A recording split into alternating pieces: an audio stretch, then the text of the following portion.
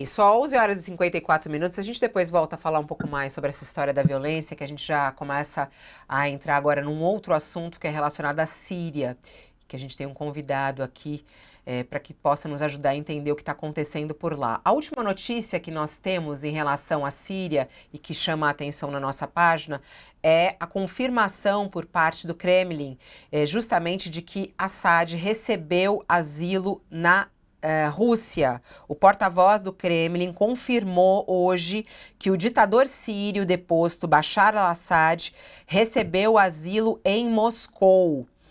A decisão de receber o antigo aliado teria sido tomada pessoalmente pelo presidente russo Vladimir Putin.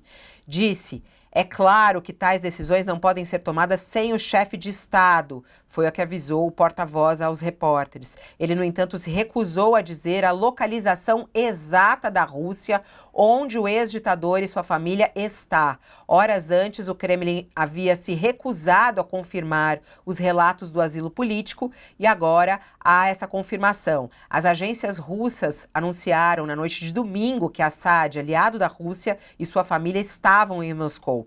Eles fugiram da Síria após uma ofensiva relâmpago de um grupo de rebeldes liderados por islamistas radicais. O porta-voz declarou que Putin ainda não tem planos de se encontrar com Assad neste momento. O ex-presidente sírio não é visto publicamente desde o encontro com o ministro das Relações Exteriores iraniano há uma semana. O porta-voz acrescentou que ainda é muito cedo para falar sobre o futuro das bases militares russas na Síria. De acordo com ele, Moscou está trabalhando para garantir a segurança delas e tomando todas as precauções necessárias.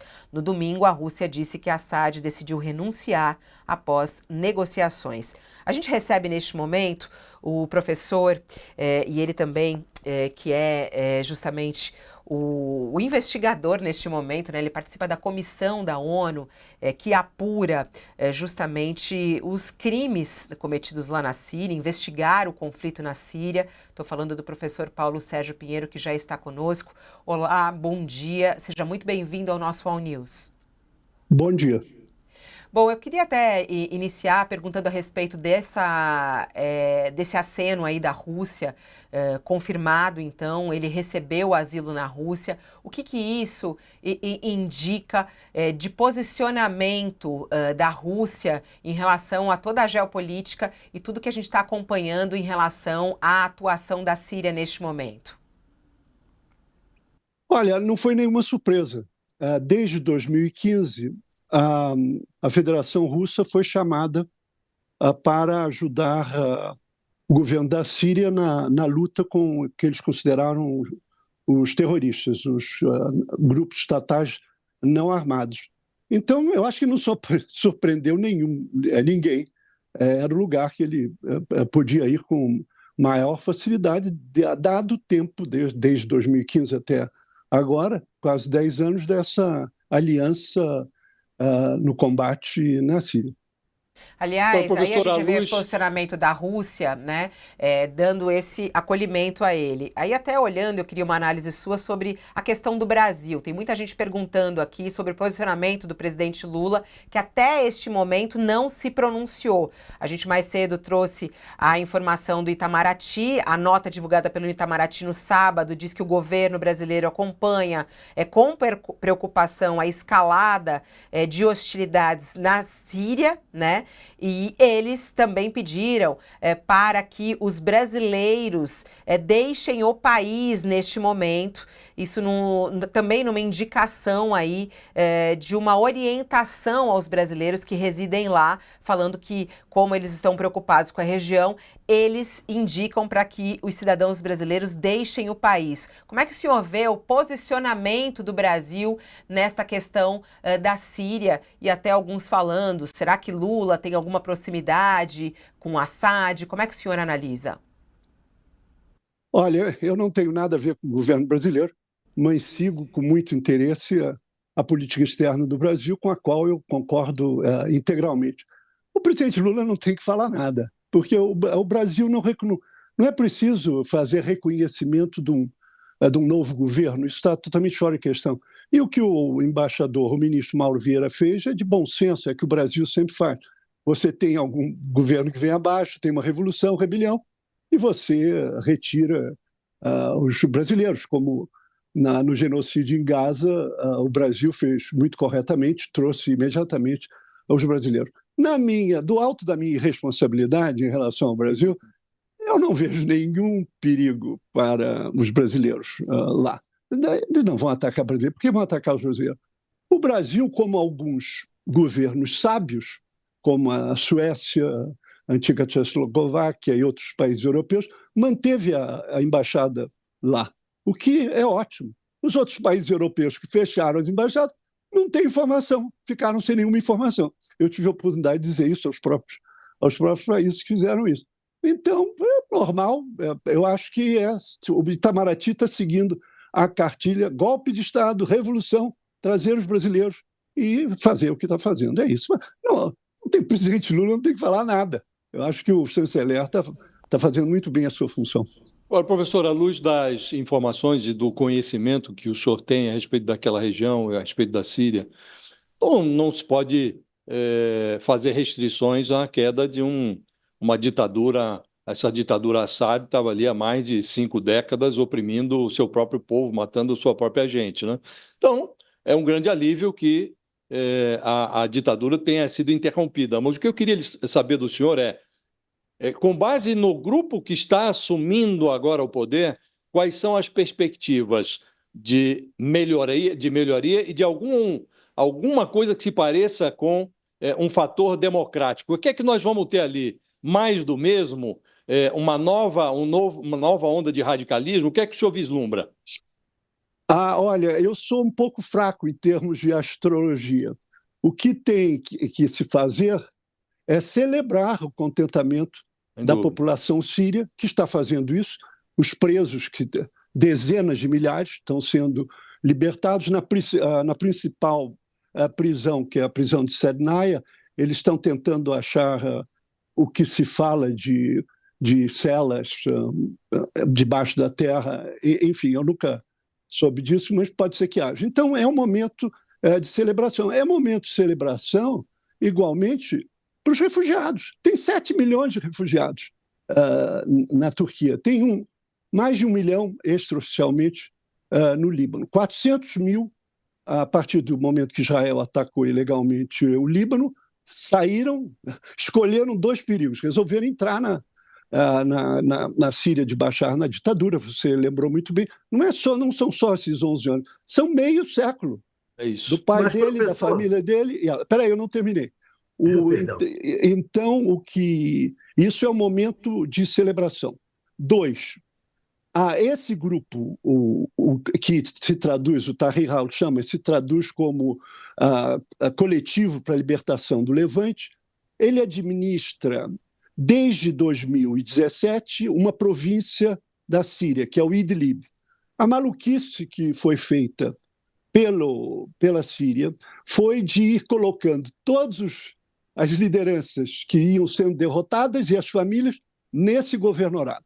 Então, é uma bomba de efeito imprevisto. Ele administrou, ele era ligado, quando ele saiu da prisão do Iraque, ele se filiou ao Al-Qaeda. Ele criou uma organização chamada Al-Nusra. Ele rompeu com isso e renunciou, o que é positivo, à jihad internacional. Ele não quer fazer como o Estado Islâmico e levar a posição política religiosa dele para o mundo inteiro. Não, ele está a fim de derrubar a Síria. Então, eu acho que eu vou deixar alguém falar, que eu ia me perguntando e continuei com a palavra.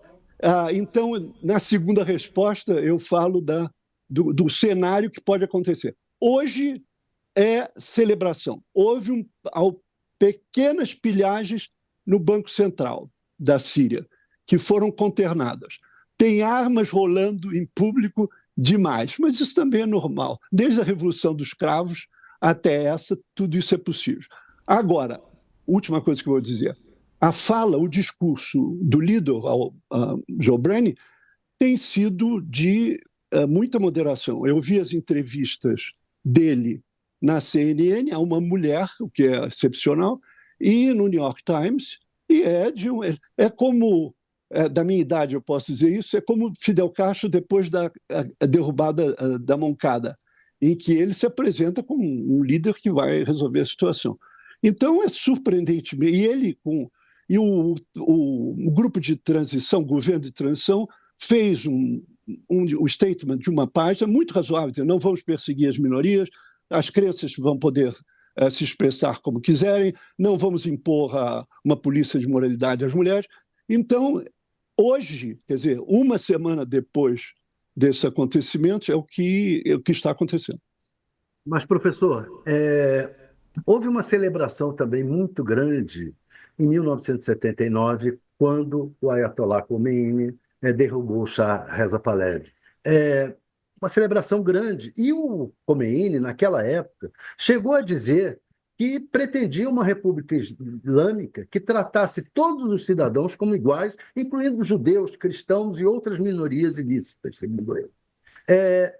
Quer dizer, eu me pergunto se não há um sério risco da gente se tratar como uma grande celebração e esse novo regime se estabelecer também como uma coisa semelhante ao que foi o Khomeini no Irã. O senhor não acha que há esse risco? Olha, não dá para confundir a situação do Irã com a situação da Síria. São espécies totalmente distintas. O Irã, com uma história de golpismo americano que derrubou o primeiro-ministro Mossadegh e que liberou o Irã para o Shah, como você lembrou, foi uma ditadura realmente bastante pesada, e veio o Khomeini e ele fez essa declaração. Agora, os destinos da Revolução Iraniana são os destinos da Revolução Iraniana. Não dá para colar o que aconteceu ou está acontecendo no Irã à situação da Síria. Depois de uma semana e com o currículo dessa organização. É um perigo. Quer dizer, democracia, não tem nenhuma democracia na região. Não vai ter necessariamente democracia, que sempre foi um desastre da política ocidental de querer exportar essa democracia. Então, não está em nenhuma garantia. É salto sem rede. Revolução não tem rede, como no circo. Compreende? Então, hoje, os dados são esses. Agora, o que vai acontecer? Não dá para você ficar fazendo previsão astrológica do que vai acontecer. É um cenário possível. Agora, estamos acompanhando. Quer dizer, o que eu estou fazendo? Agora, professor, eu estou acompanhando o que ele fala. Nesse cenário que o senhor fala, por exemplo, muita gente está perguntando aqui, professor, se há algum risco de conflito entre esses grupos rebeldes, porque antes eles tinham um inimigo comum e agora não tem mais. Quando o senhor fala, né, sobre essas celebrações que aconteceram, a gente viu as imagens que são muito impressionantes, eles celebrando. Dá para dizer que a vida dos sírios vai melhorar lá neste momento? Quais são os riscos desses conflitos entre esses grupos diversos? Olha, a questão, você tem dois grupos básicos, o chamado esse HTS, que é esse coletivo pela liberação do Levante, e um outro Exército Nacional Sírio apoiado pela Turquia. Você tem também o movimento democrático, Forças de Defesa Democrática dos curdos no Nordeste, e em volta do HTS tem uma porção de grupos, deve haver dezenas de grupos. Evidentemente, tem também os nacionalistas, tem os leigos, tem até cristãos. Então, é um grupo muito diversificado e, claro, pode haver conflito. Agora, o conflito já é de fora também. Nessa semana, a Israel bombardeou a Síria 111 vezes, prevendo situações em que ofereceriam perigo para Israel. Israel, depois de 50 anos, invadiu as colinas do Golã, que ele ocupa porque tinha uma faixa desmilitarizada. Já os Estados Unidos bombardeou 75 vezes, também antigas, alegadamente, segundo as posições iranianas. Quer dizer, do parte desse cocktail de envolvimentos, quer dizer, você tem a Turquia, que tem 800 quilômetros na fronteira com a Turquia, você tem os Estados Unidos, pequeno grupo de mil homens, mas que dominam, quer dizer, controlam a situação da área turca. Depois você tem a Rússia, que saiu. Houve um entendimento entre a nova liderança e o governo da Rússia, em termos que eles não vão atacar as posições russas. Isso é uma garantia muito importante por causa da base naval no Mediterrâneo, onde está uma guarnição russa. É muito importante. O Irã se retirou. Quer dizer, as milícias iranianas convidadas da mesma maneira que a Rússia para lutar junto com a Síria se retiraram. Não está muito clara como vão ser as relações das novas autoridades com o Irã. Quer dizer, só esses ingredientes são um elemento de instabilidade. Agora, hoje, não dá para fazer. Esse aí vai ser igual ao Khomeini. Não dá, isso é outra coisa. Quer dizer, todos os países têm uma... Eu estou dizendo, missa aos vigários que estão aí. Todos nós sabemos que cada país tem contradições e tem os elementos próprios. E não dá para dizer por que o cara foi ligado à Al-Qaeda, não significa que ele está fazendo um jogo totalmente escuso. Eu não sei. Eu tenho que ouvir o que ele fala, o que os colegas deles falam, o que eles fazem, o discurso dele na mesquita, a mais antiga mesquita em Damasco, é uma coisa extraordinária. Foi religioso, mas bastante moderado também, na mesma linguagem. Parece ter havido, professor... Josias, espera só um pouquinho, Josias, eu já te passo. Vamos ao intervalo e voltamos em instantes. Vai lá, Josias.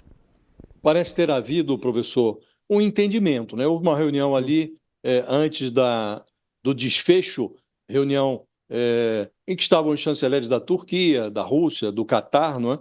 E aparentemente estabeleceu-se um entendimento com os revoltosos na Síria, né? E, inclusive, disso resultou a fuga do Assad, resultou uma inação do exército quando os revoltosos entraram em Damasco. Acha que isso é um sinal benfazejo? Hoje, Irã e Rússia têm outras prioridades, né? Acha que isso pode ser um facilitador da solução? Olha, eu li o comunicado dessa reunião em Doha. Não foi exatamente isso que foi decidido. Também estavam as chancelarias do Egito e da Jordânia, além dos países do Golfo. A declaração é no sentido de um apelo para moderação, para a não violência, mas não significa absolutamente a carta de apoio ao que os rebeldes estão fazendo. É um sinal de moderação, etc. Os países do Golfo, como você sabe, têm sérias divergências. O Catar foi alvo de um boicote de 5 anos pela Arábia Saudita e outras monarquias do Golfo. Então, o Catar foi acusado de estar financiando justamente essa organização. Em 2017, eles negaram. Então, por ali também não é harmonia total.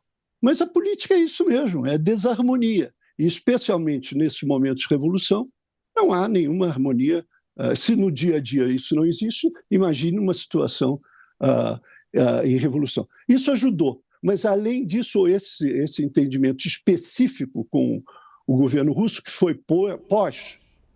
foi pós-intervenção, não antes. Antes, a Rússia não tinha mais condições de dar o apoio ao governo Assad como dava, e por causa da Ucrânia, e também o Irã estava, depois da campanha contra o Hezbollah pelo Irã,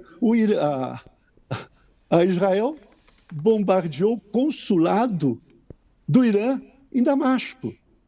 A Convenção de Viena não tolera isso. Até isso aconteceu. Então a situação foi... E as principais posições iranianas foram derrocadas, então não havia outra saída senão levar. Vai ser. Hoje tem uma matéria de destaque na Folha no UOL, que é uma matéria da Folha de São Paulo, dizendo que no domingo aviões israelenses atacaram depósitos de armas químicas na região de Damasco. Nessa segunda-feira, o ministro Israel Katz, da Defesa, disse que suas forças irão mirar, abre aspas, armas estratégicas pesadas em toda a Síria, incluindo mísseis terra-ar, sistemas de defesa aérea, mísseis terra-terra, mísseis de cruzeiro, foguetes de longo alcance e mísseis costeiros. Fecha aspas. Israel pode promover uma nova guerra com a Síria aí, no meio dessa revolução? Não é promover uma nova guerra. O Israel está em guerra contra o Líbano, contra a Síria, contra o Irã, e eles bombardearam. Nesse ano, quase todo mês, houve bombardeios de Israel que nós seguimos com muita atenção. Então, isso não é novo. Eu acabei de dizer que houve 101, pelas contas que eu tenho, 111 ataques a essas alegadas posições. Agora, Israel pode alegar o que quiser, porque realmente o governo de extrema-direita de Israel faz o que faz em Gaza e fez o que fez no Líbano e fará o que decidir em relação... Certamente, o maior perigo realmente de intensidade da violência é a política externa de Israel. Esse ministro foi aquele que ridicularizou o nosso embaixador, o meu amigo Fred Meir, em Israel, falou em hebraico numa cerimônia e disse que o presidente Lula era uma persona não grata. É uma figura muito caricata no governo de Israel. E ele disse tudo isso.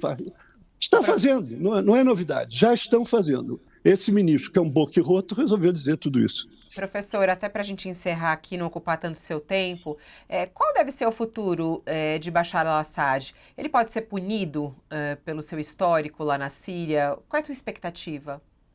Olha, a única possibilidade de punir o ex-presidente al-Assad é o Tribunal Penal Internacional. Por que ele não foi punido todo esse ano? Não foi por causa da ONU nem da minha modesta comissão, porque 2 membros permanentes do Conselho de Segurança, a China e a Rússia, porque a Síria não ratificou o Tratado de Roma que criou o Tribunal Penal Internacional, o futuro dele é ser julgado pelo ICC, pelo Tribunal Penal Internacional. Se isso vai ser possível, muito difícil. Agora ele não vai ser só protegido na Rússia, ele está dentro da Rússia. Agora, nada impede que vários países que usam o que se diz a jurisdição universal, quer dizer, o dirigente que tortura, que executa, que desaparece pessoas, a justiça da Alemanha, da França, já puniu vários funcionários do governo.